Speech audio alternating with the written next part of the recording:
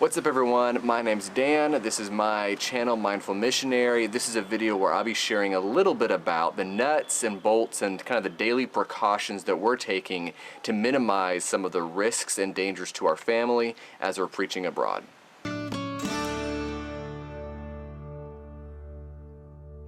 So in my previous video, I shared a lot about what my attitude and mental approach is to the idea of taking risk for the sake of the kingdom and in preaching the gospel in difficult places, perhaps even dangerous places. I'll include that video here as well as in the description box down below.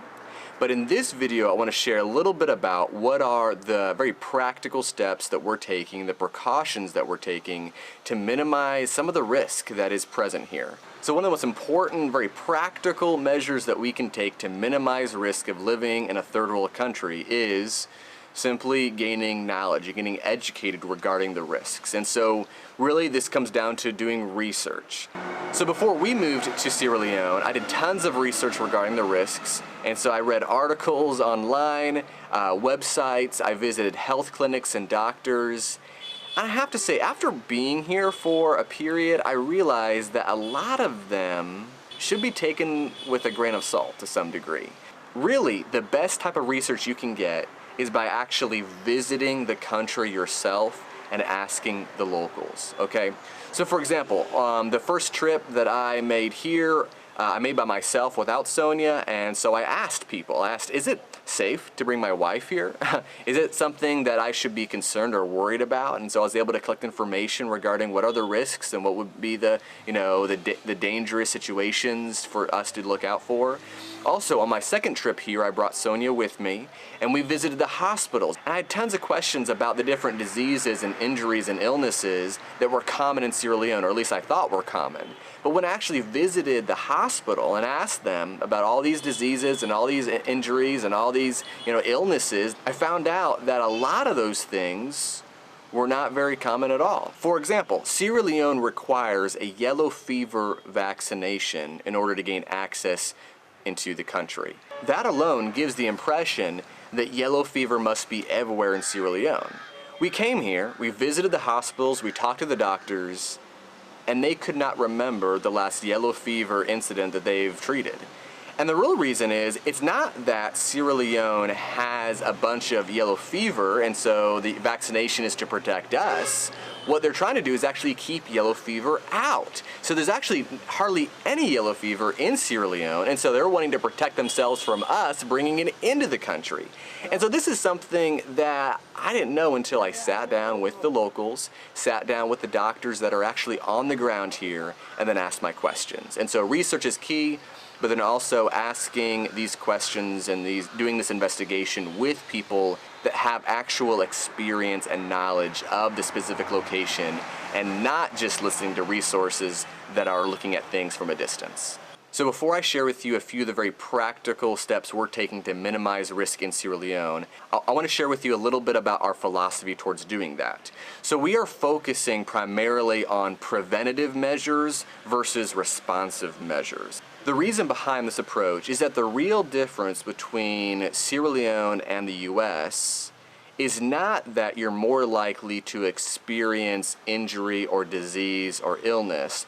The real difference is how many of those injuries or illnesses or diseases are considered life-threatening. For example, you could experience an injury in the US that, because of the US's superior healthcare system and resources, you would have, for example, like a 75% chance of making a full recovery. However, here in Sierra Leone, because of the lower level of healthcare resources that's available here, you could experience that exact same injury or disease or illness, but maybe only have a 50% chance of recovering from that. So, since there's not much we could do to increase that percentage of recovery from a serious situation that would take a full healthcare makeover in this country, what we've decided to do is to take steps that would then diminish the likelihood of us ever experiencing a health crisis that the local healthcare resources wouldn't be able to handle. So I've kind of divided up these risks into 5 different categories, all right? So the first one is malaria, food and water contamination, automobile accidents, security, and then miscellaneous. So I'm going to take you through each of these different categories and share with you what are some of the steps we're taking to minimize the risk in each one of these things. So maybe the most helpful thing that we can do in order to prevent ourselves from getting a serious case of malaria is by being educated and getting an accurate knowledge about the disease. And so a couple of things we know is that malaria is a disease, is really a parasite that is spread through mosquitoes. And so we did find out, and this is super helpful information, that there are different types of mosquitoes. I'm not even sure I knew that, but there are different types of mosquitoes, and the malaria infecting mosquitoes only come out at night. And so that knowledge equips us that really during the daytime, there's not much risk of us getting malaria. However, at the nighttime, we need to be hypersensitive and hyper aware. So probably the first and most helpful thing you can do to fight against malaria is to actually take these anti-malarial pills. One thing about the anti-malarials is no one here, none of the natives take this medication except for pregnant women and infants to some degree. And so that's because the people that are here, they develop an immunity to it, okay? So after time, you're gonna get small doses of the parasite and your body learns how to fight that to the point where after time, it really is not a life-threatening disease. And so because of that, I've decided to wean myself off of the anti-malarials. Don't freak out, it's something that's not as serious as what you think it is here. It's one of those things, you just get a fever, you get some aches, you get fatigue, and if you're able to catch it really early on, you're able to take some medication for it, and it's not a problem. So that's the route that we're taking because we're looking to be here, Lord willing, for multiple years. We're even open to the idea of living in West Africa for perhaps the next few decades, and we don't like the idea of, for years or perhaps even decades, taking this medication. So one way of being able to find an exit lane from that is by developing a natural immunity.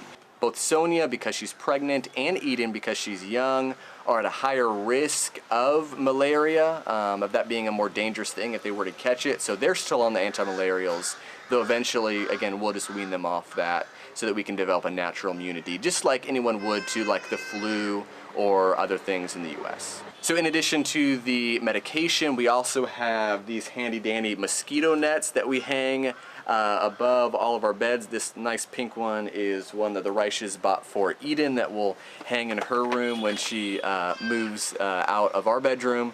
And so it takes a while to kind of get used to sleeping underneath the mosquito net. You kind of feel a little claustrophobic, but after a while you get used to it to the point where it just becomes very natural and comfortable.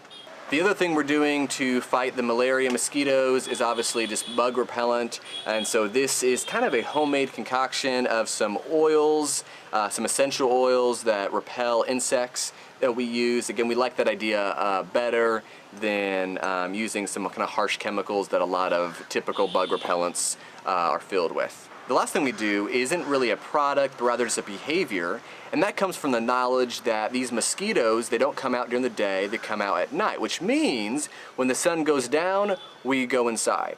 And so we've been doing that very faithfully. There's only been a few situations where I've needed to be out past night, and so whenever that is the case, I'll put on long sleeves, I'll put on the bug repellent. That's been working really well. The next category is food and water. A lot of the bacteria that can get you sick comes from contaminated water or bacteria-filled food, and so we try to be really, really careful with what we drink and what we eat. Make sure it's cooked thoroughly if it's food, making sure it's purified if it's water. In my previous videos regarding morning chores, I shared with you guys a little bit about how we get pure water from our Berkey water filter, so I'll leave a link to that in the description below. The third category, and probably if I'm honest, my biggest concern is an injury through an automobile accident. And that's really because that's probably the area that a compound fracture or some serious head trauma would be a injury that I feel like the resources here would be least equipped to be able to handle. And so because of that, we're on the motorcycles a lot, and so Each of us has our helmets here to prevent from injury. So thankfully the motorcycles here don't go super fast, and so using just a bicycle helmet like this is an effective way of just protecting ourselves. In addition to helmets, we also just make the decision not to go out on the roads at night. Again, because there's limited visibility, just higher risk of an accident happening. And then thirdly, I decided to buy my own motorcycle versus taking the motorcycle taxis everywhere. Now, we still have to take the motorcycle taxis regularly, but me getting my own bike means I have to take them less often. And the reason why that's an advantage is because whenever you hail a bike taxi, you really have no idea regarding that individual's skill or experience on the bike, or how much of a risk taker they are, or what is their comfortable speed level, or how much they value their health and safety. And so it's kind of a little bit of an uncertainty regarding how safe they're gonna be. However, if I'm on the bike, I can have full control over the speed that I take and the risks that I'm willing to take on the road. So again, that doesn't totally cancel out any risk, but it can decrease that risk, which is all we're going for here. All right, category number 4 is going to be about security. I'm not going to talk too long about this, because really, this is something that I have been probably the least concerned about, is actually like assault or violence. We do live in a walled compound as just being a precaution. In addition to that, it's been wonderful getting to know all of our neighbors. Our neighbors on every side know who we are. We visit them, we have Bible studies with them. And so just having extra sets of eyes that really care about us and care about our well-being gives us a lot of comfort regarding any potential danger from assault or theft or burglary or anything like this. So I guess this last category, this miscellaneous category, is more of a responsive type category where if something bad were to happen, what are the preparations that we've made to respond to that? And so one thing we have is we actually do have an evacuation plan. You kind of prepay for a plan for an entire year. And during that year, if there ever was a medical emergency or some other need that was caused by natural disaster or political unrest in which you needed to be evacuated immediately, you call this number and they're able to pull you out. So that's something that I'm not super confident we'll have perpetually, but I thought during this first year, this year that we're gonna be least aware of the dangers that we're gonna be around, it might be worth it to purchase that plan for at least this first year and then evaluate it after that. So one other thing that we have is 2 doctors in the US, both of whom are brothers in Christ. One is a children's doctor in Boston, where we used to live, and we worshiped with him in the church in Boston. And the other one actually works at a travel clinic, who is actually very experienced with tropical diseases and health risks in underdeveloped countries like Sierra Leone. So it's super helpful. So both these guys told us that if there's ever a time where we have a question or we experience a rash or a problem or something comes up that we're not sure what to do about it that's health related, just to give them a call, give them a FaceTime, Skype them. Thankfully, we've not had to consult them about anything just yet, but it's a huge comfort to know that if anything were to happen, we have some guys in our corners that would be very qualified to give us advice regarding that. So the last thing in this miscellaneous / responsive category is, of course, just a first aid kit. And so this is a pretty extensive first aid kit. There's a lot of different injuries that this guy can help with. So thankfully, we've not had to use this too much, except for just the occasional cut or burn.